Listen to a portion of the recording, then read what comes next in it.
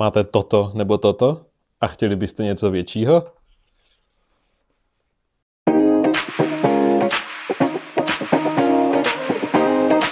Ahoj, vítejte u dalšího videa na YouTube kanálu Homebrains. Tentokrát se zaměříme na Zigbee, Thread a také Z-Wave koordinátory od společnosti SMLite. Hlavně si řekneme, proč byste se měli o tyto koordinátory zajímat, v čem je jejich výhoda, co je SMLite. SMLite je poněkud netradiční výrobce zajímavých chytrých zařízení pro chytré domácnosti, pro co jiného. Společnost je ukrajinského původu, výroba ale jak jinak je z Čína, Shenzhen. A dneska si představíme jejich koordinátory, které jsou poměrně netradiční, víceméně byli nejspíš první na trhu, kdo přišel s tímto celá novým netypickým forfaktorem. Dřív jsme se mohli setkat zejména se standardními USB koordinátory, které SMLite taktéž nabízí, ale ve více variantách, které si později představíme. Co je na těchto koordinátorech zajímavé, kromě toho, že jsou tak obrovské, je zejména jejich LAN konektivita s podporou PoE. To znamená, že vám stačí případně nějaký PoE injektor a zařízení nemusí být fyzicky připojené do vašeho Home Assistant zařízení. To znamená například do Raspberryčka, Home Assistant Green nebo Mini PC. Zařízení je někde na síti, může být na lance, může být na Wi-Fi, ale může být i v samotném USB. Jak ale sami můžete vidět i tady na stole, tak ten výběr nemusí být vždy tak úplně jednoduchý. Možná bychom mohli říct, že i sám SMLite to nemá úplně jasno, pokud se podíváme do jejich marketingových materiálů a občas taky sami bádáme. A zejména je to jeden z nejčastějších dotazů vůbec na nás na e-shop, na prodejce, že který koordinátor si vlastně vybrat a jaký je mezi nimi rozdíl. Jsou některé základní řady, jako je řada 06, pak je pokročilejší řada MR, pak jsou úplně nové řady, které jsou MR, ale na konci s účkem, no a nově tu máme řadu MR s dvojitým V. A co to vlastně je?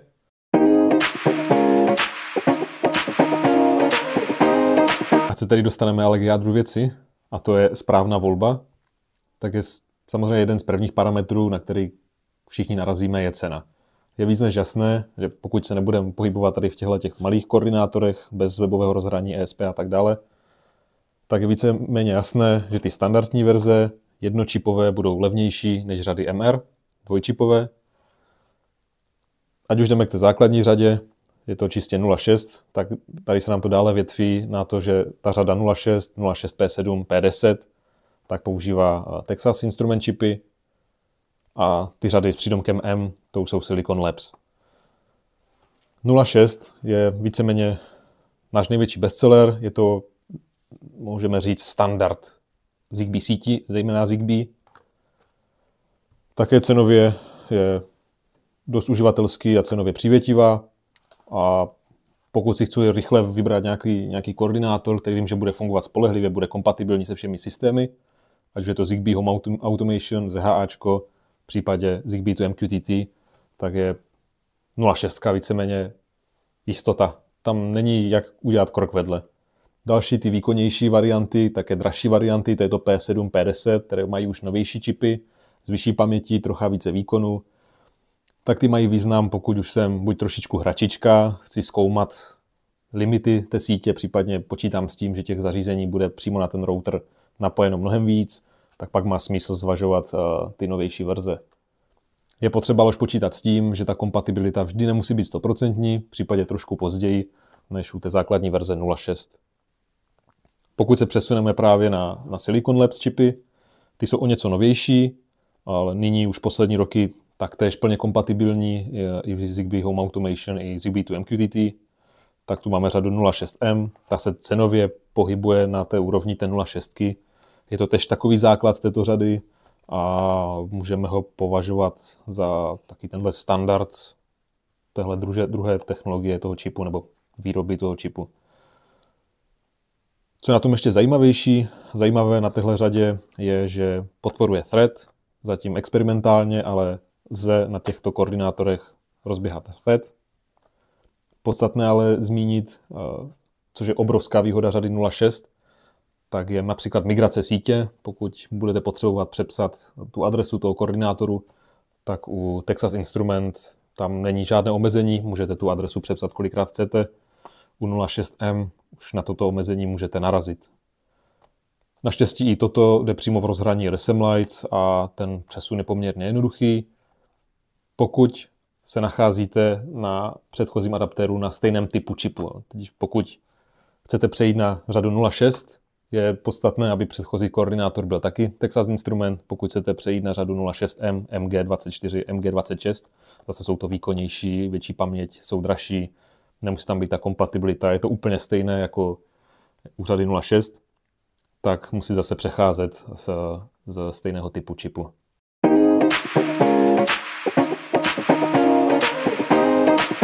Takže ještě jednou a zkráceně, jak si teda vybrat tento základní jednočipový koordinátor. Ta volba souvisí s tím, co tedy od toho požaduji. Pokud si jenom nějaký základ, jenom začínám se Zigbee sítí a nechce se mi nic moc řešit, si nějakou cenovou dostupnou variantu, tak není co řešit, zvolím buď to základní 0.6, případně 0.6M, tam už pak záleží na tom, jestli migrujete tu síť, přecházíte odinut, případně jestli máte preferenci k jednomu nebo druhému výrobci, případně jestli vás zajímá nějaké experimenty se sítí Thread. Pokud je to Thread, tak M-ko, pokud fakt nic nechcete řešit, 100% kompatibilita, tak za mě řada 0.6. Pokud byste ale zvažovali už trochu toho výkonu navíc, trošičku novější čip, po případě plánujete fakt těch zařízení v té Zigbee síti mít hodně, tak není problém postupovat o tu řadu výš, či o 2 řady výš. Jinak ty pravidla jsou úplně stejné, jako když rozlišujete 0.6M a základ 0.6. Ten koordinátor furt to vypadá stejně, má to stejné vlastnosti, napájené poječko, hub, všechno funguje stejně. Zas je tam potřeba už trošku balancovat a přemýšlet a myslet zejména na tu kompatibilitu. Takže advanced users, tak pokročilí uživatelé, klidně doporučím vyšší řadu, je to zase nějaká sázka na jistotu do budoucna. Pokud fakt chcete mít jistotu, jděte do té základní řady, nemá smysl vymýšlet nic komplikovaného a složitého. Pokud byste chtěli ale něco víc, než jenom jeden čip nebo nějaký základ, případně víte, že v budoucnu budete potřebovat i něco dalšího než buď jenom Zigbee nebo jenom Thread, nebudeme teďka řešit multipen firmwary, tak už je dost dobré se zamyslet aktuálně nad řadou MR, která opět mimo zmíněný Sonoff Dongle Max má v sobě 2 čipy, tudíž 2 antény a můžete rozběhat 2 sítě najednou. Nemusí to být nutně Zigbee a Thread, může to být i Zigbee. Je to umožněno tím, že se tam kombinují čipy jak z řady 0.6, tak i z řady 0.6M, takže je tam jak Texas Instruments, tak Silicon Labs. A je to víceméně sázka na jistotu do budoucna. Teďka potřebuje jenom Zigbee, ale vím, že těch zařízení threadovských je čím dál tím víc, tak není problém běhat zatím jenom Zigbee. Druhou antenu nemusím ani využívat. Za půl roku, za rok pořídím si Thread zařízení, můžu s tím experimentovat, použiju tu druhou. Pak to rozdělení tady je velice podobné. Je tu zase rozdělení MR1, MR2, MR3. Není to už tak intuitivní a ten název jako zde, protože tady jste mohli vidět, že P7 je teoretický čip s označením P7 na konci, MG24 bylo zase FR32, MG24 na konci. Tady už je ta kombinace trochu jinak, nebudu se do toho úplně motat, je to tady na krabičkách naštěstí napsané. Vidíte, že například MR1 kombinuje CC2652P7, což je stejný čip jako tady 06P7, ale zároveň kombinuje i základní FR32, což je ten stejný čip, jako je tady v 06M. Takže čistě teoreticky můžeme říct, že jsou to tyhle 2 koordinátory spojené do jednoho a ten zbytek je vlastně to stejné. Opět webové rozhraní, poječko, lanka, Wi-Fi, ESP uvnitř, čeština, víceméně vše, co můžete potřebovat. Pokud by vás ale opět zajímalo trošku něco víc než jenom naprostý základ, tak se tady zase větvíme do těch řad MR2, MR3 i s lehce natrženou krabičkou. A ten rozdíl je zase úplně stejný, jako bylo u těch předchozích. Jsou tu zase jiné kombinace těch čipů. Takže potřeba se trošičku podívat, co je tam za ty čipy, podle toho volit. Realisticky, upřímně, ten rozdíl nepoznáte. Ten práce a výkon na všech těch koordinátorech bude prakticky totožný. Trh zkrátka nabízí, výrobci nabízí více čipů, tak proč to nevyužít? Někdo může mít nějaké preference, nebo ne, a podle toho vlastně volí. Co bych ale ještě řekl, že je to trošičku zmatené, buďme si upřímní, tak je potřeba zmínit, že ta MR1 ve skutečnosti není úplný základ, protože používá ten P7, používá vlastně tady tu zlatou což už byl nějaký ten upgrade, nějaké rozšíření.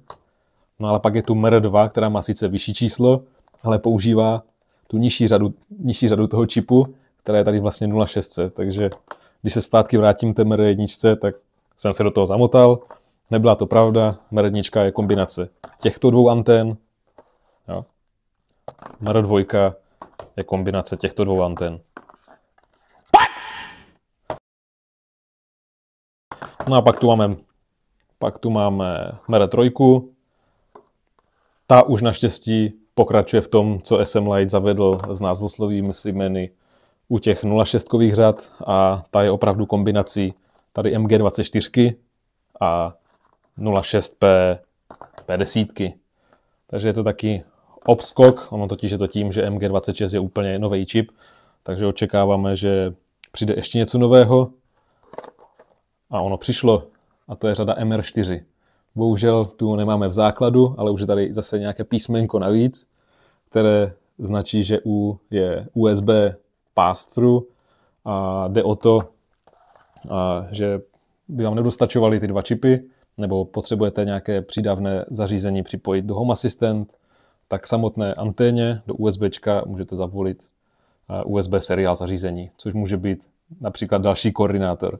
Takže můžu si vzít tady další koordinátor, zapojit do řady MR číslo U a mám 3 koordinátory, například Z-Wave, takže můžu mít Zigbee, Thread a k tomu Z-Wave.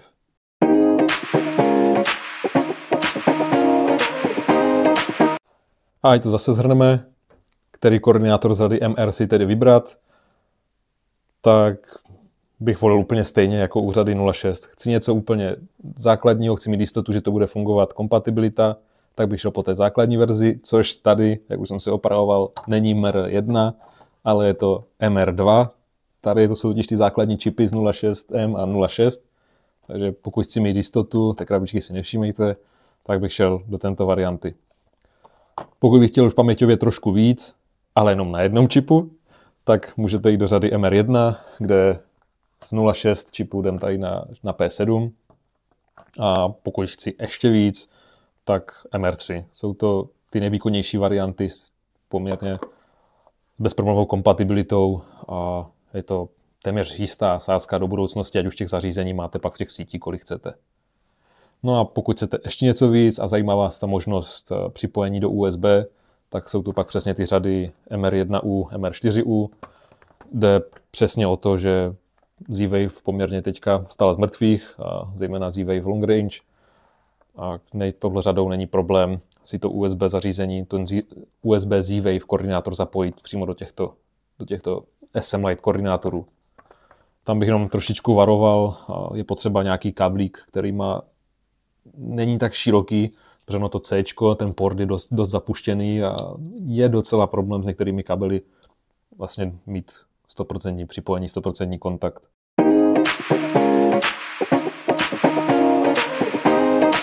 Proč si vybrat teda SM Lite? Za prvé, jsou to nejzajímavější koordinátory na trhu vůbec.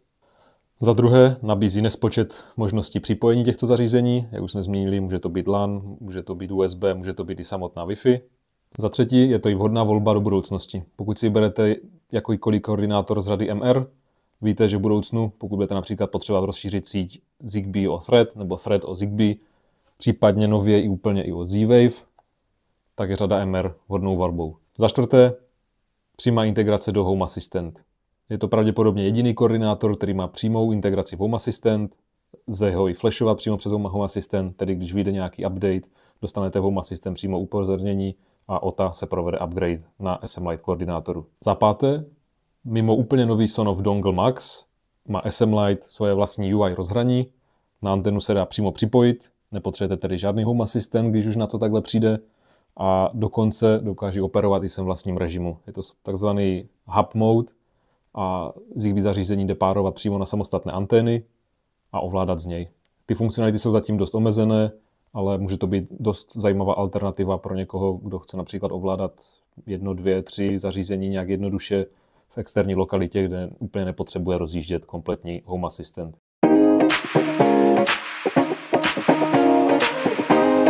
Webové rozhraní je kompletně v češtině, koordinátor lze navíc poměrně dost slušně nastavovat, lze si velice rychle přepínat mezi různými režimy, ať už od Zigbee router, Thread, Multipen, případně tento zmíněný již hub režim. Dále tam je také možnost aktualizací nejenom samotného systému, což je potřeba zmínit uvnitř každých těchto koordinátorů, mimo tyhle malé, se nachází samostatné ESP32, na kterém běží celý tento rozhraní a celý tento SM-Lite OS, jak je nově nazýván. A lze aktualizovat jak samotné čipy, které v případě řady MR jsou 2, tak lze přepínat i ty režimy samotného koordinátoru.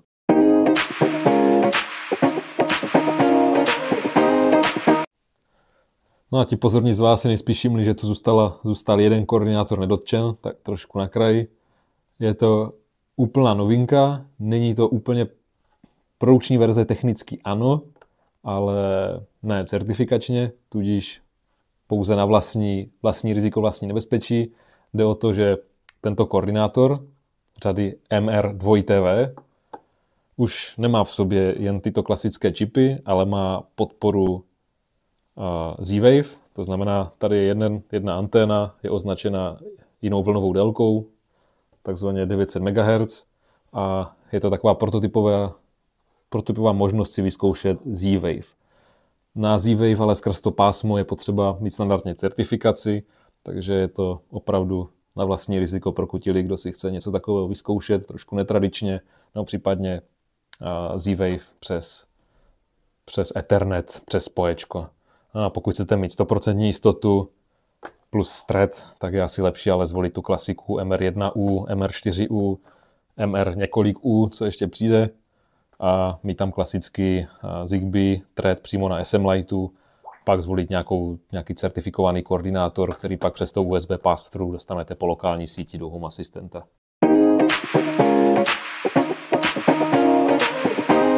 Tak co, jste z toho moudřejší?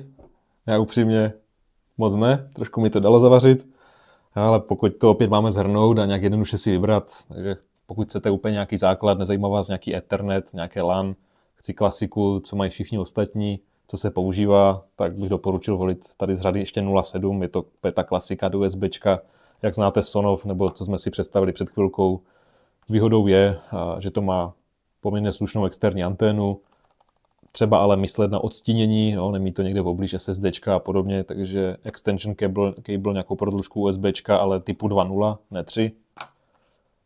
To rozdělení čipu je úplně stejné jak tady, jenom pozor, sice to tak barevně vypadá, ale tahle antena neodpovídá tahle, ale odpovídá tomu M-ku. No. Pokud vás zajímá ten Ethernet, tak volte a jeden čip, jenom Zigbee, tak volte tady řadu 0.6, pak už podle preferencí, jak moc od toho očekáváte, kolik vás to bude stát a co jsou vaše preference. Za mě 0.6, 0.6M. Pokud je pro vás zajímavé provozovat buď 2 Zigbee sítě nebo Zigbee thread nebo něco takového, tak řada MR. Zase sázka na jistotu, za mě MR2. Pokud už vás zajímá pak i to účko, nějaké to USB pass-through, že do toho píchnete ještě další koordinátor, ten Z-Wave například certifikovaný, tak tady aktuálně v nabídce MR1U, MR4U. Je to dost podobné, s kompatibilitou by na to měla být líp ta jednička, protože je tu standardní FR čip, v té čtverce je ten úplně nejnovější. No. Takže nejnovější neznamená hned nejlepší skrz kompatibilitu, že jo. No. A tam to je zatím takový ostrakizovaný kámoš. Doufám tedy, že vám tohle video aspoň trošku objasnilo mysl a víte, jak si správný SM-Lite koordinátor vybrat. Podstatné také zmínit, že jsme oficiálním distributorem, tady nejenom pro český trh, a se značkou SM-Lite spolupracujeme. No a pokud vám něco chybělo, určitě to napište do komentáře, zavolejte nám, napište na e-mail, napište do diskuze na e-shopu.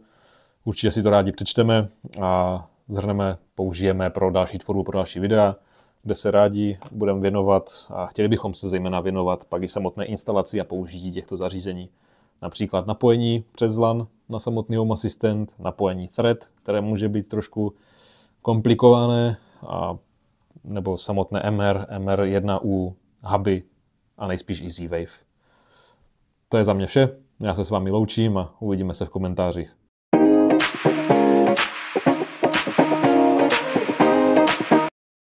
udělat. Neviem, aký záver tam máš. Proste, že ak už si chceš vybrať ktorúkoľvek, kúp si od nás.